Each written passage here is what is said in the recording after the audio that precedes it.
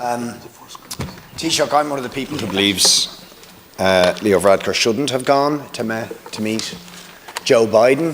Biden has said on several occasions throughout his career the following words: if Israel didn't exist, the United States would have to invent it. And in those words, he revealed the true nature of the relationship between the United States and the crimes that Israel have committed against the Palestinian people for decades. Apartheid, ethnic cleansing, ongoing brutal, murderous occupation, the denial of the most basic rights. But now, Israel's crimes have reached a new level of genocide. The International Court of Justice saying there is a plausible genocide. To most people, it is clear there's a genocide. The whole population brought to the brink of famine. And what does Joe Biden do in the face of this? He gives them a massive increase in aid. Israel, to produce more weapons, more missiles, more bombs, to kill more innocent Palestinians, to escalate and sustain the genocide. Now, my question to you is, are we going to call Joe Biden and the US government out for that fact? Because the simple truth is, this horror, this massacre, this genocide could not happen without US weapons, bullets, missiles, money. And Joe Biden has pretty much acknowledged that when he said we would have invented Israel. In other words, they're doing it for their own selfish strategic interests. And he's made it clear. He actually described Israel as the best investment the United States ever made. They're doing it for their own selfish strategic interests. And we're seeing a slaughter results from that. Now, shouldn't that be called out? Shouldn't we say that publicly? This has to stop. And tell Joe Biden, don't arm this massacre. And for that matter, we're not going to facilitate your troops in Shannon Airport while you are complicit with a genocide.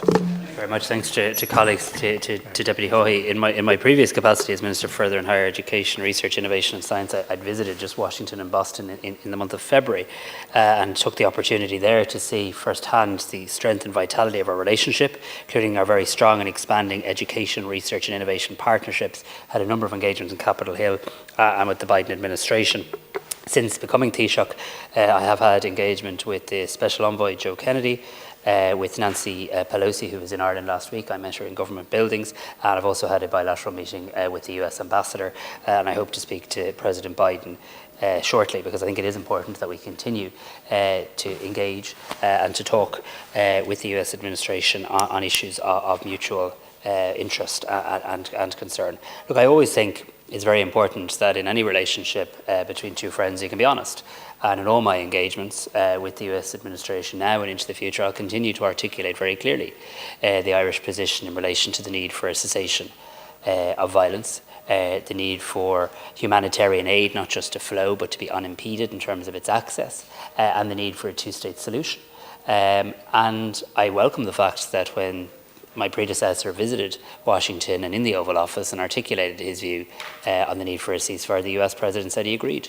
And I do note that there's a lot of diplomatic activity to which the American administration, including Secretary of State Blinken, is playing a very important and crucial role in. Our position is extremely clear.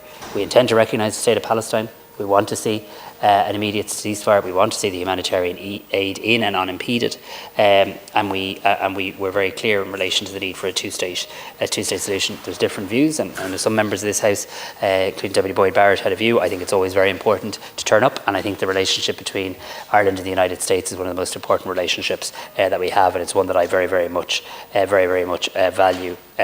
Very much value as well.